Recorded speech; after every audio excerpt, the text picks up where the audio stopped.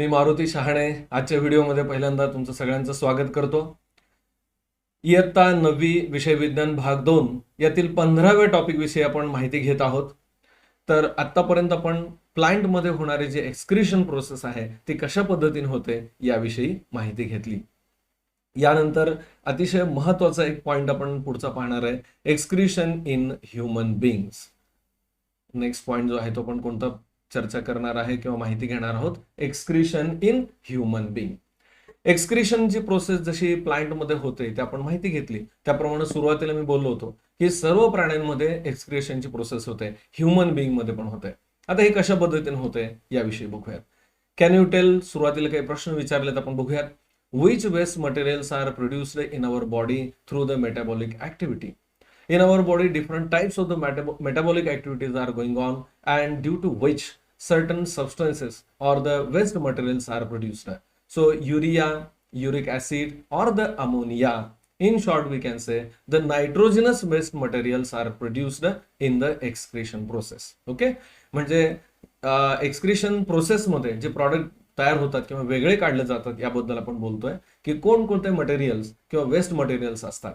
तर एक्सक्रिटरी सिस्टीमच्या through waste material जे बाहेर काढले जातात ते म्हणजे युरिया, युरिक ऍसिड, अमोनिया किंवा नायट्रोजनस वेस्ट.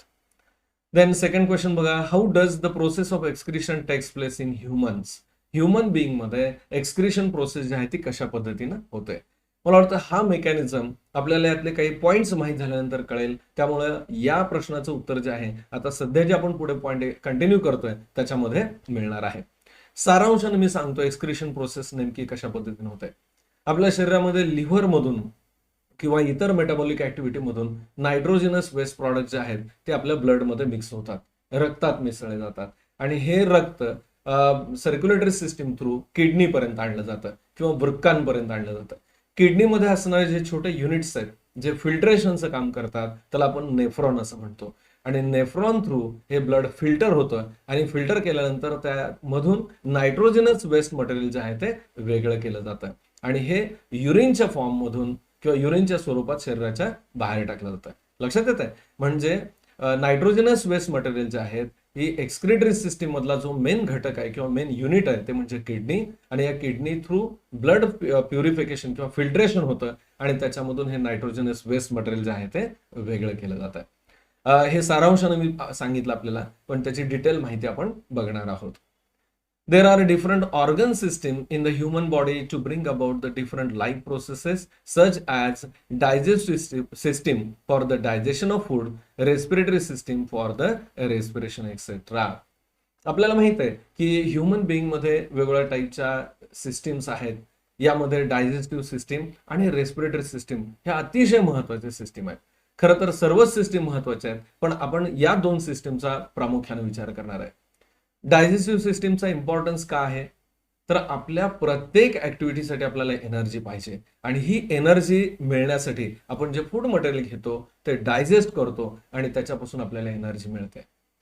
मग रेस्पिरेटरी सिस्टीमचा रोल काय, तर डायजेस्टिव्ह सिस्टीम मधून किंवा डायजेशन प्रोसेस मधून जे मॉलिक्युल्स घेतलेले असतील त्याचं ऑक्सिडेशन करून ही एनर्जी रिलीज होते आणि या ऑक्सिडेशनसाठी जी ऑक्सिजनची आवश्यकता आहे ती रेस्पिरेटरी सिस्टीम थ्रू किंवा लंग्स मार्फत वेगळा केला जातो. म्हणजे एकूण काय, तर डायजेस्टिव्ह सिस्टीम पासून मिळवलेल्या अन्न पदार्थांचं ऑक्सिडेशन करून रेस्पिरेटरी सिस्टीमच्या थ्रू घेतलेल्या ऑक्सिजनच्या सहाय्यानं ऑक्सिडेशन केलं जातं आणि आपल्याला एनर्जी मिळते.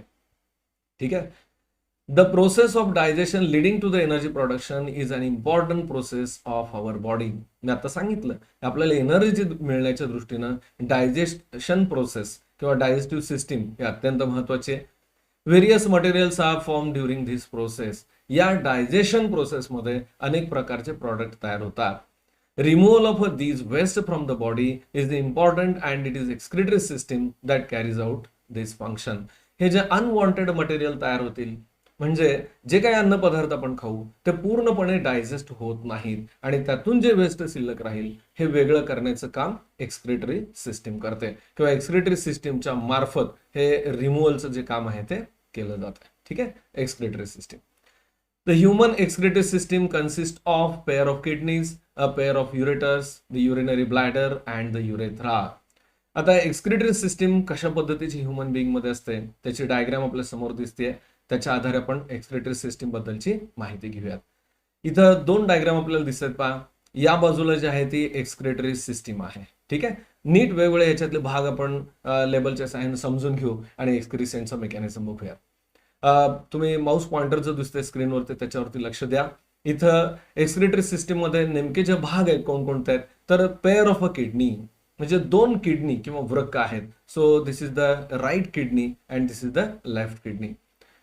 याच्यामध्ये आपण आपल्या दृष्टीनं हाताचा जर विचार केला तर आपली राईट साइड आणि लेफ्ट साइड जी सांगतोय त्याच्या अपोजिट आपण डायग्राम मध्ये सांगत असतो. याची कारणं काय आहेत असं का सांगतो आपण नेक्स्ट भागामध्ये बघूयात. तर सध्या इथं जी दिसते ती राईट साइडची किडनी आहे, ही लेफ्ट साइडची किडनी आहे. हे झालं पेअर ऑफ किडनी. त्यानंतर हा जो ट्युब्युलर पार्ट दिसतोय याचं जे नाव आहे ते म्हणजे युरेटर. ठीक आहे. So this bean shaped structure this is the kidney and this one is the another kidney. So 2 kidneys are there. Then ureter, these are also 2 in number. Then next part that is the bladder or urinary bladder. And the last one is the urethra. लक्षात येत आहे. म्हणजे human excretory system बद्दल आपण सांगताना आपल्याला हे पक्क लक्षात पाहिजे की याच्यामध्ये आपण जे कॉम्पोनंट सांगतोय त्यांची संख्या किती आहे तर 4 आहे. 4 कोणकोणते आहेत तर पेअर ऑफ किडनी हा फर्स्ट पार्ट. त्यानंतर सेकंड जे सांगतोय ते आपण 2 युरेटर्स आहेत, परत पेअर ऑफ युरेटर म्हणतोय. आणि नेक्स्ट जे आहे ते युरिनरी ब्लॅडर आणि चौथं युरेथ्रा. ठीक आहे. तर हे कॉम्पोनंट्स आहेत. आता एक्झॅक्टली किडनीच्या दृष्टीनं किंवा त्याचं फंक्शन कसं चालतं हे डायग्रामच्या आधारे आपल्याला समजून घ्यायचं आहे. मुख्य या ज्या 2 किडनी इथं दाखवलेल्या आहेत या किडनीला हा ब्लड सप्लाय करणारा मुख्य ब्लड व्हेसल आहे. ही जी ब्लड व्हेसल आहे याला आपण रिनल आर्टरी असं म्हणतो. म्हणजे मेन ही ब्रँच आहे अवॉर्टाची आणि त्याच्यापासून ही रिनल आर्टरी या बाजूला या किडनीला आणि दुसऱ्या बाजूला दुसऱ्या blood vessel through blood supply केला जातो. हे ब्लड ज्या वेळेला किडनीमध्ये जाईल त्यावेळेला आतमध्ये असणारे जे स्ट्रक्चर्स आहेत आपण डिटेलमध्ये बघणार आहोत. नेफ्रॉन त्याच्या थ्रू हे फिल्ट्रेशन होईल आणि जे युरिन तयार होईल ही युरिन युरेटर मार्फत या ब्लॅडरमध्ये या किडनीतून आणली जाईल आणि त्याचबरोबर या दुसऱ्या किडनीतून सुद्धा तयार होणारी युरिन ही ब्लॅडरमध्ये आणली जाईल. लक्षात येत आहे. म्हणजे या पद्धतीने मेकॅनिझम कंटिन्यू होणार आहे. आता किडनीचा जर इंटरनल आपण पार्ट विचारात घेतला, मी सुरुवातीला सांगितलं की किडनी जी आहे ती बीन शेप्ड स्ट्रक्चर आहे किंवा वृक्क जे आहे ते बीनच्या आकाराचे, घेवड्याची बी असतात ना त्याच्या आकाराचे आहेत. याच्यामध्ये इंटरनल जर आपण साईड पाहिलं तर या किडनीचा हा कॉर्टेक्स रिजन आहे. नेमका कॉर्टेक्स म्हणजे काय बघा, बाहेरच्या बाजूला जो पिंक कलरचा पोर्शन दाखवला आउटर रिजन तर तो कॉर्टेक्स रिजन आहे. त्यानंतर आतला जो ब्राऊन कलरचा पोर्शन आहे मोठे इथे दिसतं ना ब्राउनिश कलरचे स्ट्रक्चर तर तो मेड्युला रिजन आहे. आणि मध्यभागी सेंटरला येणारा पार्ट जो आहे तो रिनल पेल्विस. लक्षात येत आहे. हे रिनल पेल्विस आहे. आता मी तुम्हाला सांगितलं की हा अवॉर्ट आहे, ह्या ब्लड व्हेसल येत आहेत, हे ब्लड किडनीमध्ये पाठवत आहेत. पण फिल्टर झाल्यानंतर फिल्ट्रेट वेगळे केल्यानंतर जे ब्लड असेल ते ब्लड कलेक्ट करण्याचं काम ही ब्लड व्हेसल करते इन्फेरियर व्हेना केव्हा. म्हणजे जे ब्लड मधून इम्प्युरिटीज काढल्यानंतर जे ब्लड असेल ते या इन्फेरियर व्हेना केव्हा मार्फत कलेक्ट केलं जाईल आणि परत प्युरिफिकेशनच्या प्रोसेससाठी किंवा हार्टकडे पाठवलं जाईल पंपिंगसाठी. ठीक आहे. तर हे झालं मेकॅनिझम. आणखीन दुसरी जी डायग्राम बाजूला आपल्याला दिसतीये ते म्हणजे LS of a kidney, longitudinal section of a kidney. ह्याच्यामध्ये काय दिसतं बघा, जो पार्ट आपण आता इथं मी तुम्हाला एक्सप्लेन केला त्याप्रमाणे दिसतंय. हा किडनीचा जो शेप आहे बीन शेप्ड टिपिकल स्ट्रक्चर. त्यानंतर रिनल कॅप्सूल हे टायटल तुम्हाला दिसतंय. आउटर जो सरफेस आहे एक लेअर आहे ते आहे रिनल कॅप्सूल. त्यानंतर त्याच्या आतला हा जो आउटर साइडचा पोर्शन आहे पिंक कलरनं दाखवलेला तो म्हणजे रिनल कॉर्टेक्स. त्यानंतर रिनल पिरॅमिड असं नाव दिलंय. इथे जे छोटे छोटे स्ट्रक्चर दिसत आहेत हे स्ट्रक्चर म्हणजे रिनल पिरॅमिड्स, ज्याला आपण इथं मेड्युला रिजन म्हणाल ना. रिजनचं नाव आहे मेड्युला, परंतु या मेड्युला रिजन मधले जे छोटे पार्ट दिसत आहेत ते म्हणजे रिनल पिरॅमिड्स. त्यानंतर आता सांगितल्याप्रमाणे रिनल आर्टरी इथं दिसतेय आणि रिनल व्हेन सुद्धा आहे. ऍक्च्युली असं घडतंय की रिनल आर्टरी मार्फत ब्लड आतमध्ये जाईल आणि आतमध्ये असणारे छोटे छोटे युनिट आहेत त्यांच्याबद्दल आपण चर्चा करणार आहे ते म्हणजे नेफ्रॉन्स. आणि हे नेफ्रॉन मार्फत फिल्ट्रेशन होईल आणि जी युरिन तयार होईल ही या युरेटर इथे दाखवलं स्ट्रक्चर या मार्फत युरिनरी ब्लॅडरकडे येईल. मला वाटतं हा कन्सेप्ट आपल्याला नक्की कळाला असेल. आणखीन एक या डायग्राम मध्ये पार्ट मी सांगतो, खरं तर तो या सिस्टीमशी रिलेटेड नाही, ती म्हणजे ॲड्रेनल ग्लँड. याविषयीची माहिती आपण पुढच्या भागामध्ये घेणार आहोत. The human excretory system consists of pair of kidneys, a pair of ureter, the urinary bladder and the urethra. मी आता तुम्हाला सांगितलं, एक किडनी पेअर म्हणजे दोन किडनी आहेत, त्यानंतर दोन युरेटर्स आहेत, युरिनरी ब्लॅडर आणि युरेथ्रा हे भाग किंवा घटक एक्सक्रेटरी सिस्टीम मध्ये आहेत. Urine is formed by the kidneys by separating the waste and unwanted excess substances from the blood. एक्सक्रिशनची जी प्रोसेस होतीये किडनीच्या मार्फत युरिन निर्मितीच्या सहाय्याने होते. आता हे युरिन फॉर्मेशन म्हणजेच अनवॉन्टेड मटेरियल जे आहे ते ब्लड मधून रिमूव्ह केले जातात. कुठली प्रोसेस? त्याला आपण अल्ट्रा फिल्ट्रेशन असं म्हणतो, त्याद्वारे हे घडतंय. The two bean-shaped kidneys are situated one on either side of the vertebral column on the posterior side of abdomen. आपल्या शरीरामध्ये जर किडनीच्या पोझिशनचा विचार केला तर आपल्या ॲबडॉमिनल रिजन मध्ये म्हणजे पोटाच्या भागामध्ये आणि जो व्हर्टेब्रल कॉलम आहे त्याच्या दोन्ही साईडला आणि पोस्टेरियर म्हणजे तुलनेनं मागच्या बाजूला हे दोन किडनी असतात. म्हणजे एक लेफ्ट साईडची किडनी आणि दुसरी राईट साईडची kidney. The functional unit of the kidney that perform the basic function filtration is called as a nephron. हा अतिशय महत्वाचा पॉइंट आहे, नीट लक्षात घ्या. जे किडनीचं फंक्शन आहे फिल्ट्रेशनचं ते घडवायला जबाबदार असणारा जो घटक आहे त्याचं नाव काय? नेफ्रॉन. आता आपण मागे एकदा उल्लेख केला पाहिजे की बायोलॉजिकल टर्म जे आहेत ह्या लक्षात ठेवायला थोडंसं आपल्याला बऱ्याच वेळेला अवघड वाटतात किंवा लक्षात राहत नाही. तर त्यासाठी काय करायचं, ज्या ज्या वेळेला आपण नेफ्रॉन शब्द ऐकतो किंवा एखादी विशिष्ट टर्म ऐकतो तर त्यावेळेला आपल्या डोळ्यासमोर काहीतरी डायग्राम आली पाहिजे. तर त्या पद्धतीनं नेफ्रॉन शब्द उच्चारल्याबरोबर तुमच्या डोळ्यासमोर ही डायग्राम आली पाहिजे. ठीक आहे. हे जे स्ट्रक्चर दिसतं हे कशा स्ट्रक्चर आहे? नेफ्रॉनचं स्ट्रक्चर आहे. ठीक आहे. याच्यामध्ये नेफ्रॉन टायटल दिलेलं आहे आणि ऍक्च्युअली नेफ्रॉनचा जो पार्ट आहे तो म्हणजे इथून इकडचा आहे. आता या नेफ्रॉनचा एनलार्ज केलेला काही भाग इथे दाखवलाय, आपण त्याबद्दल डिटेल बघणार आहोत. ठीक आहे. So the main functional unit in the kidney for the filtration that is the nephron.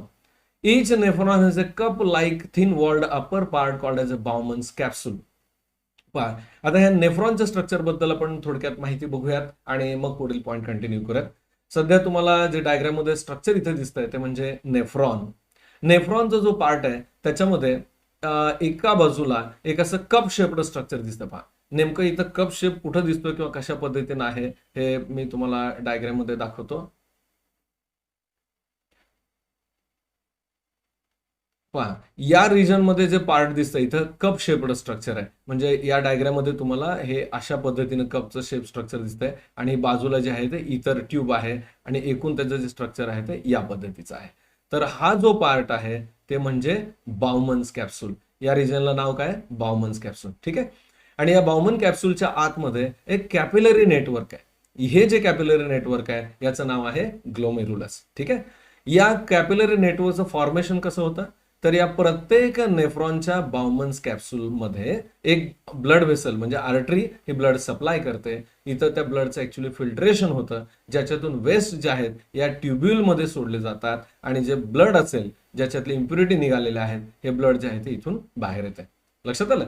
त्यानंतर हा नेफ्रॉनचा जो पुढचा पार्ट मी आता सांगितलं बाउमन्स कॅप्सूल याच्या आतमध्ये खास प्रकारचे जे सेल्स आहेत आणि त्याच्या साह्यानं किंवा इनर जे वॉल असेल मेम्ब्रेन त्याच्या थ्रू ही फिल्ट्रेशनची प्रोसेस होते आणि जी युरिन तयार होईल किंवा unwanted material along with water हे या ट्युब्यूल मार्फत पुढं कंटिन्यू पास केलं जातं. या टोटल नेफ्रॉन पैकी जो पहिला पार्ट आहे पहा इथून ट्यूब ही पुढे अशी कंटिन्यू होते तुमच्या लक्षात आलं असेल आणि हा एंड पार्ट आहे. तर या पूर्ण नेफ्रॉनचा हा काही भाग कॉन्व्होल्युटेड आहे म्हणजे पिळ्या पिळ्या पडल्यासारखं आहे, गुंडाळ्यासारखं आहे. तर याचं नाव आहे प्रॉक्झिमल कॉन्व्होल्युटेड ट्युब्यूल. याला काय म्हणायचं? प्रॉक्झिमल कॉन्व्होल्युटेड ट्युब्यूल किंवा शॉर्ट मध्ये याला PCT असं म्हणतात. तर इथं खालच्या बाजूला जे यू शेप्ड स्ट्रक्चर दिसतंय यालाच लूप ऑफ हेनले किंवा हेनलेज लूप असं म्हणतात. हे हेनलेज लूप आहे. आणि त्यानंतर जो एंड पार्ट आहे परत हा कॉइल्ड दिसतो आपल्याला थोडाफार तर याला डिस्टल कॉन्व्होल्युटेड ट्युब्यूल किंवा DCT असं म्हटलं जातं.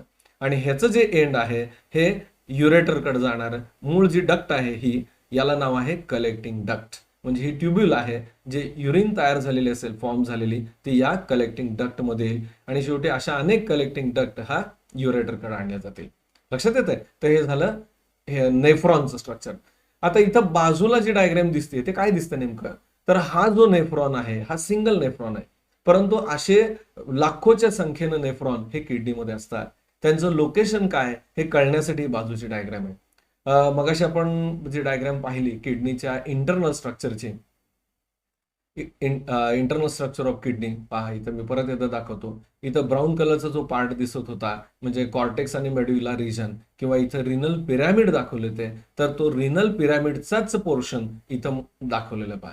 हे रिनल पिरॅमिड आहे आणि त्यापैकी या नेफ्रॉनचा काही भाग हा वरच्या म्हणजे बाहेर साईडला असणाऱ्या कॉर्टेक्समध्ये आहे, तर काही पार्ट जो आहे तो मेड्युला रिजनमध्ये आहे. हा रिजन कुठला बाहेरचा कॉर्टेक्स आहे आणि आतमध्ये म्हणजे इथला खालचा जो रिजन आहे तो मेड्युला रिजन आहे. ठीक आहे. या पद्धतीनं अनेक नेफ्रॉन जे आहेत ते अरेंज झालेले असतात आणि यात एक लक्षात येत आहे की असंख्य संख्येनं असणारे नेफ्रॉन त्याचे जे एंड आहेत प्रत्येकाचे हे कलेक्टिंग डक्टला इथे येऊन मिळत आहेत आणि हे सगळं एकत्रित जे तयार झालेलं फिल्ट्रेट असेल हे एकत्र येऊन युरेटरकडे नंतर जाणार आहे. Each nephron has a cup-like thin-walled upper part called as a Bowman's capsule. याच्यामध्ये एक महत्वाचा पार्ट म्हणजे आपल्याला नाव लक्षात घ्यायचं आहे, बाउमन्स कॅप्सूल. नेफ्रॉनचा जो सुरुवातीचा पार्ट आहे हा रिजन मी तुम्हाला सांगितलेला हा बाउमन्स कॅप्सूल आहे. The network of capillary in it is called as a glomerulus. आणि आतमध्ये जे कॅपिलरी नेटवर्क आहे त्याचं नाव काय आहे? ग्लोमेरुलस असं आहे. The urea produce in the liver comes in to the blood. Actually लिव्हरमध्ये जे काही युरिया तयार होईल हे ब्लड मध्ये मिक्स केलं जातं आणि असं ब्लड किडनीकडे आणलं जातं. So when the urea containing blood comes in to the glomerulus it is filtered through its capillaries and urea and other similar substances are separated from it. बघा, ज्यावेळेस ब्लड आतमध्ये येईल म्हणजे ह्या ग्लोमेरुलस थ्रू ह्याचे जे कॅपिलरीचे वॉल आहेत हे सेमी परमिएबल आहेत, त्यामुळं पाणी आणि इतर काही टाकाऊ पदार्थ जे आहेत या मेम्ब्रेन मधून बाहेर येतील आणि ह्या ट्युब्युल मध्ये येतात आणि ही प्रोसेस जी आहे ती चालू राहते. Water molecules and small molecules of some other substances can cross the semi permeable membrane of the Bowman's capsule. मी आता सांगितलं याच्यामध्ये या बाउमन्स कॅप्सूलचा जो इनर वॉल आहे याच्यामधून पाणी आणि इतर काही मॉलिक्युल जे आहेत ते या वेस्ट मध्ये येतात. The solution accumulated in the cavity of Bowman's capsule passes into the tubular part of a nephron. आणि हे जे फिल्ट्रेट असेल, बाहेर आलेले जे वेस्ट मटेरियल असेल हे ट्युब्युल मधून पुढे पुढे पास होतं. Here, the molecules of water and some other useful substances are reabsorbed into the blood. अतिशय महत्वाचा पॉइंट आहे की ज्याला आपण इथं वेस्ट म्हणतोय, हे तयार झालेले जे वेस्ट आहे याच्यामध्ये सुद्धा वॉटर कंटेंट भरपूर आहे, काही युजफुल सबस्टन्सेस सुद्धा आहेत आणि हे युजफुल सबस्टन्सेस शरीराच्या बाहेर जायला नकोत म्हणून या ट्युब्युलच्या बाजूला परत कॅपिलरी नेटवर्क असतं, ब्लड व्हेसल्स असतात आणि इथं परत रिअब्सॉर्प्शन केलं जातं. म्हणजे ह्या वेस्ट मध्ये असणारे वॉटर कंटेंट आणि त्याचबरोबर आवश्यक असणारे इतर घटक हे ऍब्सॉर्ब केले जातात. एकूण काय तर तयार होणारे जे टोटल फिल्ट्रेट असेल त्यातला अगदी काही भाग पूर्णपणे जे वेस्ट आहे तोच फक्त युरिनच्या रूपाने पुढे पास होतो आणि युजफुल जे घटक असतील ते परत रिअब्सॉर्ब केले जातात. Urine is formed from the remaining solution which is full of waste material. मी आता सांगितलं की शेवटी जी युरिन तयार होणार आहे ते सगळे वेस्ट मटेरियल फुल असेल. The urine is carried by the ureter and stored in the urinary bladder. ही तयार झालेली जी युरिन असेल, पहा परत एकदा ह्या डायग्राम कडे मी येतो. फिल्ट्रेशनची प्रोसेस ही इथं होणाऱ्या नेफ्रॉनच्या थ्रू युरिन कलेक्ट केली जाईल आणि या युरेटरच्या थ्रू, हे पहा इथं डायग्राम मध्ये नाव मेन्शन केलेलं आहे युरेटर, याच्या थ्रू युरिनरी ब्लॅडर मध्ये ती युरिन आणली जाईल. The urine is carried by the ureters and stored in the urinary bladder. Afterwards, the urine is given out through the urethra. शरीराच्या बाहेर युरेथ्रा थ्रू टाकली जाईल. The urinary bladder is muscular and it is under the control of nerves. Urinary bladder जे आहे ते muscular structure आहे, त्याला nerves connectivity आहे म्हणून ब्लॅडरचे जे कॉन्ट्रॅक्शन आहे हे आपल्या अंडर विल पॉवर आहे. Hence we are able to keep a control on urination. म्हणजे युरिनेशन वरती कंट्रोल यामुळेच आपल्याला करता येतं, त्याला नर्व्हची कनेक्टिव्हिटी असते. Though the kidneys are the main organs of excretion in the human being, the skin and lungs also help in the process of excretion. आपण आतापर्यंत चर्चा करतोय किडनी बद्दल किंवा त्याच्या फंक्शनिंग बद्दल. याचा अर्थ असा नाहीये की एक्सक्रीशन प्रोसेस ही फक्त किडनी मार्फत होते असं नाहीये, तर किडनी शिवाय स्किन आणि लंग्स सुद्धा एक्सक्रीशनच्या प्रोसेसमध्ये मदत करतात. आणखीन काही एक्स्ट्रा माहिती दिली आपण बघूया. The right kidney is in a slightly lower position than the left. आपण बॉडीचा जर विचार केला तर राईट आणि लेफ्ट किडनी ह्या एका लेवलला नाहीये. तर त्याच्यामधली जी राईट किडनी आहे ती थोडीशी खाली आहे आणि लेफ्ट किडनी जी आहे ते आपल्या शरीरामध्ये वरच्या बाजूला असते. Each kidney has approximately 10 lakh nephrons. बघा, नेफ्रॉन्स जे आहेत ज्यामार्फत फिल्ट्रेशन होतंय यांची संख्या खूप मोठी आहे. 2 किडनी आहेत असं आपण सांगतो, पेअर ऑफ किडनीज, आणि प्रत्येक किडनीमध्ये जवळजवळ 10 लाख इतक्या मोठ्या संख्येनं नेफ्रॉन्स आहेत. The approximately 5 liter of blood which is present in normal healthy person's body is filtered by the kidneys about 400 times every day. चांगली हेल्दी जर बॉडी असणारी व्यक्ती विचारात घेतली तर जवळजवळ 5 लिटर इतकं रक्त शरीरामध्ये असतं आणि हे जे रक्त आहे हे दिवसभरामध्ये जवळजवळ 400 वेळा सर्क्युलेट केलं जातं. म्हणजे परत फिल्टर करायचं, फिल्ट्रेशन मधून जे काही वेस्ट मटेरियल शरीराच्या बाहेर टाकायचं आणि तेच परत ब्लड जे आहे ते फिरवलं जातं. किती वेळा? जवळजवळ 400 वेळा. Thus, every day, the kidneys filter about 190 liters of blood, from which about 1 to 1.9 liters of urine is formed. म्हणजे हे 5 लिटर जरी रक्त असलं तरी जवळजवळ 400 वेळा ते सर्क्युलेट होतं आणि याच्यामधून जे फिल्ट्रेशनची प्रोसेस आहे, जे फिल्टर तयार होतं ते 190 लिटरचं आहे. विचारात घ्या, जर ही प्रोसेस इतकी असेल तर याच्यामधून रिअब्सॉर्प्शन केल्यामुळं ऍक्च्युली जी युरिन तयार होते त्याची अमाऊंट अतिशय कमी आहे, ती आहे 1 ते 1.9 लिटर. लक्षात येत आहे? म्हणजे फिल्ट्रेट जे आहे वेस्ट मधून रिअब्सॉर्ब करण्यामुळं आपल्याला ऍक्च्युली फक्त वेस्ट मटेरियल जे आहे तेच शरीराच्या बाहेर टाकलं जातं. The remaining liquid is reabsorbed. Remaining liquid याच्यामध्ये पाण्याचं प्रमाण खूप जास्त आहे आणि त्याच्याशिवाय इतर युजफुल घटक सुद्धा आढळतात. त्यानंतर या टॉपिक मधला आणखीन एक पार्ट आपण बघतोय, डायलिसिस. आता इथे जी डायग्राम दिसते आपल्याला ती डायलिसिसची मशीन आहे आणि डायलिसिस ऑफ ब्लड याच्याबद्दल जी प्रोसेस चालते त्याची माहिती दिली आहे. मित्रांनो, जोपर्यंत एक्सक्रिटरी सिस्टीम प्रॉपर काम करते तोपर्यंत ठीक आहे, पण काही वेळेला काही इन्फेक्शनमुळं किंवा काही अनुवंशिक कारणामुळं ही किडनी काम करत नाही किंवा काही वेळेला ब्लड सप्लाय किडनीला पुरेसा होत नाही, त्यामुळे किडनीमध्ये माल फंक्शनिंग होतं किंवा किडनी प्रॉपर एक्सक्रिशनचं काम करत नाही. तर अशा वेळेला हे हार्मफुल सबस्टन्सेस जे आहेत ते शरीरामध्ये साठायला लागतात आणि याच्यासाठी कृत्रिम पद्धतीनं हे ब्लडचं फिल्ट्रेशन केलं जातं. ही जी प्रोसेस आहे किंवा मेकॅनिझम आहे त्यालाच आपण काय म्हणतो? डायलिसिस हा शब्द वापरतो.